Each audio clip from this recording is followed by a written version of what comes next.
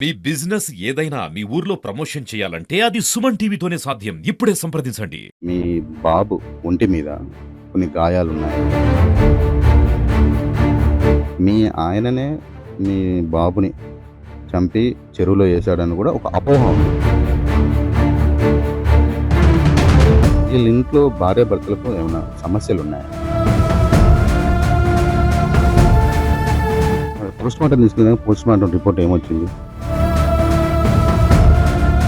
Hi hello! Welcome to Suman TV. ప్రస్తుతం మనం మహబూబాబాద్ జిల్లాలోని గూడూరు మండలంలోని లక్ష్మణ్ తండాలో ఉన్నాము. ఈ లక్ష్మణ్ తండాలో ఒక బాబు మిస్సింగ్ అని ఒక 4 రోజుల క్రితము తన తల్లి ఇక్కడ గూడూరు మండలంలో ఉన్నటువంటి సబ్ ఇన్స్‌పెక్టర్‌కి తను ఫిర్యాదు ఇవ్వడం జరిగింది. ఫిర్యాదు అందుకున్న తర్వాత వాళ్ళు దర్యాప్తు చేస్తున్న క్రమంలోనే బాబు ఇక్కడనే భూపతిపేటలో ఉన్నటువంటి ఒక చెరువులో శవమై తేలాడు. ఒక అనుమానాస్పదంగా తను మృతి చెంది ఆ బాబు ఒంటిపై గాయాలుండడం కూడా ఒక అనుమానానికి దారితీస్తుంది.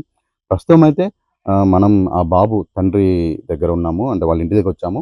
ఇక్కడ వాళ్ళ తండ్రితోని మాట్లాడే ప్రయత్నం చేద్దాము. అసలు ఆ బాబు ఎలా మిస్ అయ్యాడో, ఆ రోజు బాబు ఒక ఫంక్షన్‌కి ఎళ్లి వస్తున్న క్రమంలోనే తన ఆటోలో వస్తూ అక్కడ ఆగి నిద్ర చేశారు. తెల్లారి బాబుని అంటే వీళ్ళు తెల్లారి లేచేసరికి ఆ బాబు మిస్సింగ్ అని చెప్పేసి తెలవడంతో హఠావుటిన పోలీస్ స్టేషన్‌కెళ్ళేసి వీళ్ళు ఫిర్యాదు చేయడం జరిగింది. ప్రస్తుతం మనతో పాటు బాబు తండ్రి ఉన్నారు. మీ పేరు ఏం పేరండి? కృష్ణమూర్తి.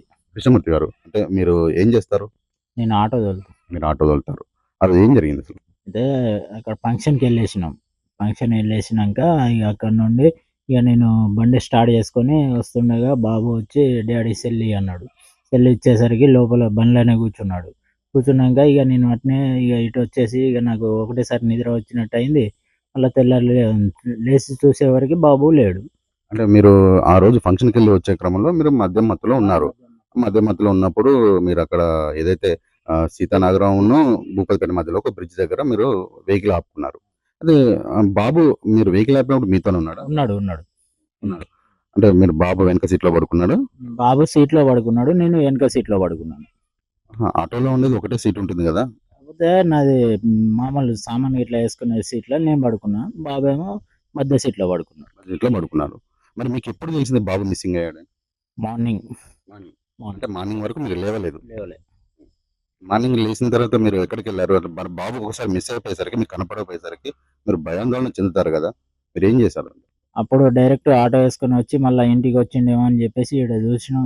ఈడ చూసి మళ్ళా బాబు లేడంటే మళ్ళా అక్కడికెళ్ళి ఎతికితే మాకు అవుపడలే.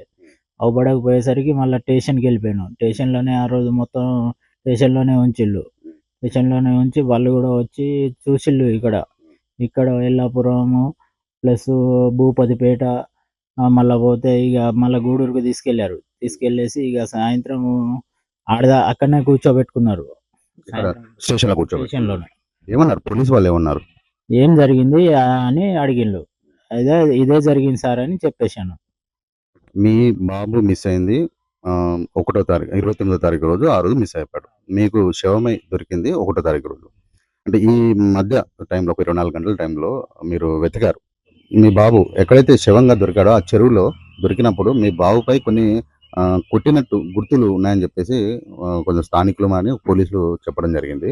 మరి మీకు ఎవరి మీదన్నా అనుమానం ఉందా? లేదు సార్ నాకు. మీకు ఎవరి మీద అనుమానం లేదు. ఆ రోజైతే జరిగింది. మీరు ఫంక్షన్‌కెళ్లారు. ఫంక్షన్‌కెళ్ళి వచ్చే క్రమంలో మీరు మద్యం సేవించారు. మద్యం సేవించిన తర్వాత మీకు మత్తు ఎక్కువైపోయి పక్కన మీ బాబు మీతోని పడుకోబెట్టుకున్నారు. తెల్లారి చూసేసరికి మీ బాబు కనిపించలేదు. ఇక్కడ ఎవరైతే బాబు ఉన్నాడో ఆ బాబు తండ్రి చెప్పిన విషయం ఇది. మనతో పాటు బాబు తల్లి ఉంది. తల్లితో మాట్లాడే ప్రయత్నం చేద్దాము. అమ్మ మీ పేరు? సునీత సార్. సునీత. ఏం జరిగిందసలు? మీ భర్త ఏమో ఆ రోజు ఫంక్షన్‌కెళ్ళేసి మీ బా మీ బాబు అంటే చిన్న కొడుకు గదా! మీకిద్దరు కొడుకులు. ఒక చిన్న కొడుకుని తీసుకొనొచ్చాడని జెప్పాను. మీ భర్త ఆ రోజు ఫంక్షన్‌కెళ్ళాడా మరి?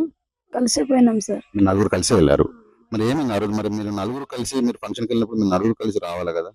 రావాలి గానీ ఈయనకి కొంచెం డ్రింక్ ఎక్కువయ్యేసరికి వద్దని చెప్పిన. అయితే కొంచెం తాగున్నాడు. సరే నేను ఇంటికి పోతా అంటే ఒక దెబ్బ నన్ను బాగా ఇబ్బంది పెడతా అంటే ఒక దెబ్బ ఏసేసరికి నేను డ్యాడీతోనే పోతా అని చెప్పిండు సార్. హ్మ్. అయితే సరే తీసుకొని పోనీ అయితే ఇంక కొంచెం తాగినోడు గదా!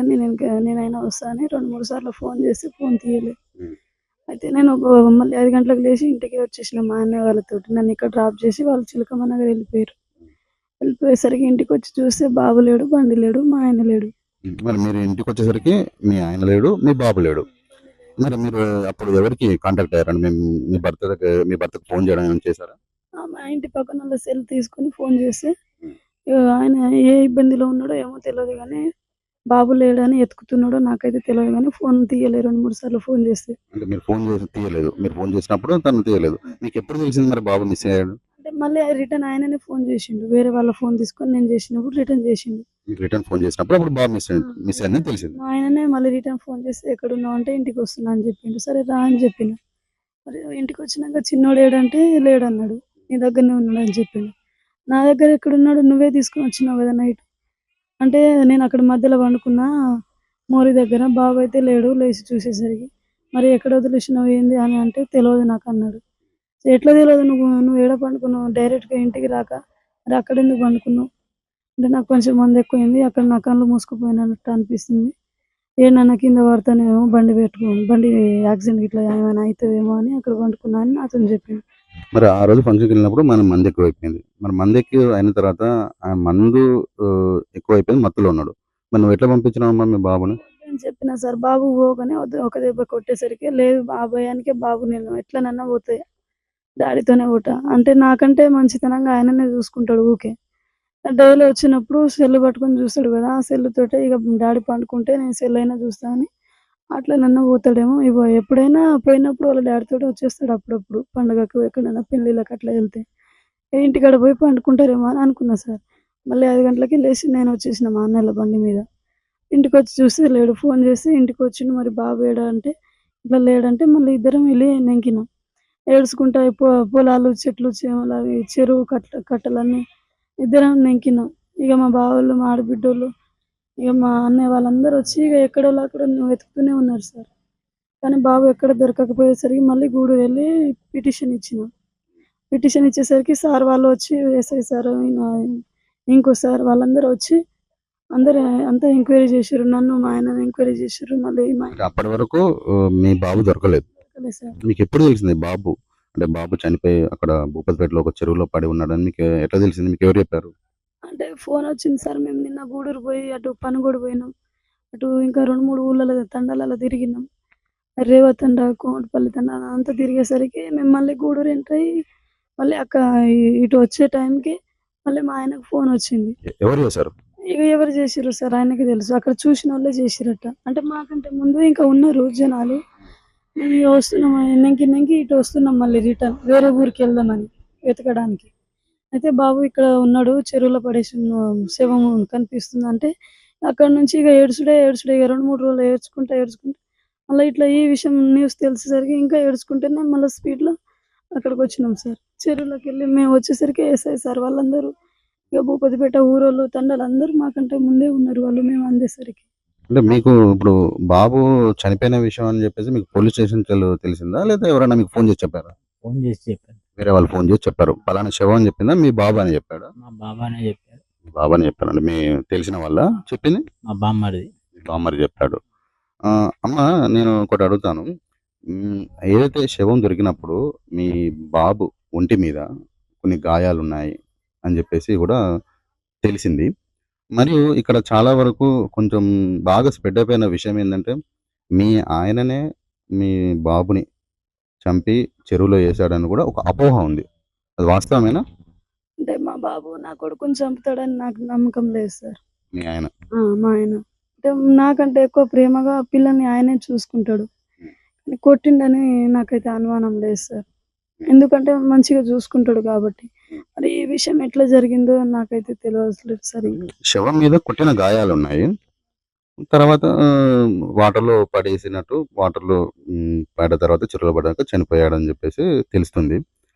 ఇక్కడ నేను అడిగేదేంటంటే, ఇక్కడ బయట బాగా వచ్చేది ఏంటి అపోహ ఏందంటే, మీ ఆయననే మీ బాబుని కొట్టి చంపి పడేసాడేమో అని ఒక అపోహ ఉంది.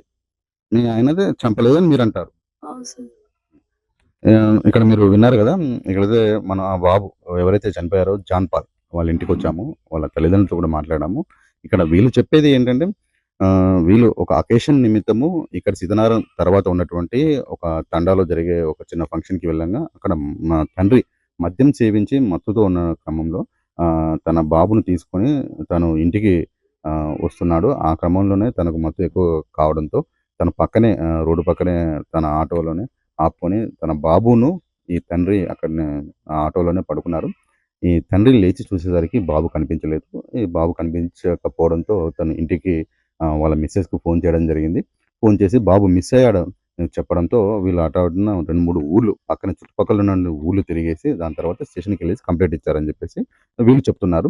కానీ వీళ్ళు కంప్లెయింట్ ఇచ్చిన తర్వాత ఒక 24 గంటల తర్వాత అదే గ్రామానికి శివారులో ఉన్నటువంటి ఒక చెరువులో ఆ బాబు అనుమానాస్పదంగా చెరువులో శవమై తేలాడు. ఇక్కడ మనతో పాటు ఇంకొకరు ఉన్నారు. ఎవరైతే తండ్రి ఉన్నారో కృష్ణమూర్తి వాళ్ళ బ్రదరు, తనతోని కూడా మాట్లాడదాము. పేరేం పేరండి? నా పేరు భద్రు సార్. భద్రు గారు, బాబుకి ఒక 6 సంవత్సరాలు ఉంటాయి. 6 సంవత్సరాలు ఎంతో అల్లారు ముద్దుగా మీరు పెంచుకుంటారు, మీ తమ్ముని కొడుకు. ఈ విషయం మీకు ఎప్పుడు తెలిసింది? అసలు వీళ్ళ ఇంట్లో భార్యాభర్తలకు ఏమైనా సమస్యలు ఉన్నాయా? సమస్యలు ఏమి ఉండవు సార్. కాకపోతే మావోడు కొంచెం డ్రింక్ ఎత్తప్పుడు ఆటో పొద్దున నడిపిన తర్వాత కొంచెం తాగుతాడు. అదే విషయం వీళ్ళు ఫంక్షన్‌కి పోయిరట. పోయినా 11 గంటల టైంలో కొంచెం తాగి ఉన్నాడో ఏమో పొద్దున్న ఆటో నడిపిండు. వచ్చేద్దాం అన్న టైంలో బాబు కూడా వస్తానన్నాడట. ఏదో చిన్నపాటి వాళ్ళ అమ్మ ఏదో అన్నది. వస్తాననంగా ఆయనను కూడా ఎక్కించుకున్నాడు. ఈయన కూడా వచ్చిండు. వచ్చేసరికి అక్కడ ఏదో డ్యామ్ ఉన్నదట. ఆ డ్యామ్ కాడ ఆపేసి ఈయన పన్నాడు, ఆయన పన్నాడు. ఈయన మెలకువ వచ్చేసరికి చూసేసరికి బాబు లేడట. ఆ విషయం పొద్దున ఇక్కడికొచ్చేసరికి మాకు తెలిసింది. మాకు ఫోన్ చేసిండు. మేము పోయి ఇక అంతా వెతికినాం. లేడు. లేకపోయేసరికి మేము పోలీస్ స్టేషన్‌కి పోయినాం. ఇక అందరూ వాళ్ళతోని స్టేషన్‌కి పోయి పిటిషన్ ఇచ్చి ఇచ్చినాం. ఇప్పుడు ఎస్ఐ సార్, సిఐ సార్ వాళ్ళందరూ వచ్చి అంతా ఎతికిర్రు. యాడ దొరకలే. యాడ దొరకకపోయేసరికి ఇక మేము కూడా సార్ వాళ్ళ ఒకరోజు వీళ్ళిద్దరిని అక్కడనే ఉంచుకున్నారు. వాళ్ళు చేసేది ఎంక్వైరీ వీళ్ళకు చేస్తూనే ఉన్నారు. మేము ఎతుకుతూనే ఉన్నాం. ఎతికిన తర్వాత దొరకలేదు. తర్వాత రెండో రోజుకి 24 గంటల తర్వాత మేము అడ్డు ఎతుకుతాను. మన ఆ ఊరి వాళ్ళే మన చెరువులలో టాయిలెట్‌కో దేనికో అనిపోయారట ఇద్దరు. వాళ్ళకి కనిపించిన తర్వాత మాకు ఈ తండా వాళ్ళకు సమాచారం ఇచ్చిర్రు. వీళ్ళు తర్వాత మాకు ఫోన్ చేసేసరికి అక్కడ పోయి చూస్తే బాబు అలా శవమై ఉన్నాడు. తర్వాత ఆ బాబుని తీసుకొని మన ఎస్ఐ సార్ వచ్చారు. ఆయన వచ్చి బాబుని చూసి తర్వాత నర్సంపేట పోస్ట్‌మార్టం తీసుకుపోయినాం. ఇప్పుడు మరి పోస్ట్‌మార్టం తీసుకున్నాక పోస్ట్‌మార్టం రిపోర్ట్ ఏమొచ్చింది? పోస్ట్‌మార్టం గురించి ఏమన్నా చెప్పారా? అది ఇంకా చెప్పలేదు. సార్ వాళ్ళు చెప్పారు. అయితే ఇంకొక విషయం అండి.